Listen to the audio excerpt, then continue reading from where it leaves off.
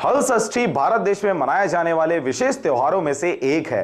इस दिन सभी माताएं अपने पुत्र की लंबी आयु की कामना के लिए व्रत रखती हैं।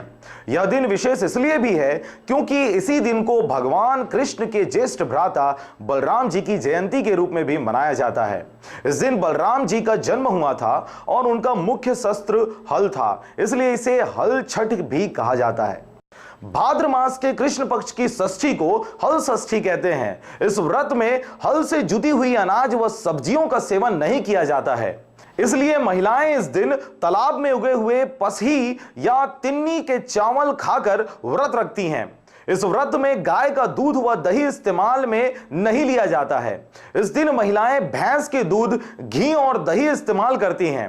किसानों के घर में इस दिन हल की और बैल की पूजा की जाती है। महिलाएं पुत्र की रक्षा के लिए पूरे दिन व्रत रखती हैं और शाम को तिन्नी के चावल खाकर पारण करती हैं। हल चले हुए खेत से, बिना हल चले हुए जगह से जो प्राप्त भाजी वगैरह है या चावल है उसका सेवन किया जाता है। और 6 प्रकार की भाजी होती है, जैसे कुम्हला, खेड़ा, मुनगा, ये सभी भाजियाँ हैं, करेला भाजी का सेवन किया जाता है। हमारे छत्तीसगढ़ में हल षष्ठी का त्यौहार बहुत धूमधाम और उससे मनाया जाता है। यह पुत्र के दीर्घायु होने के लिए किए जाने वाला यह व्रत है।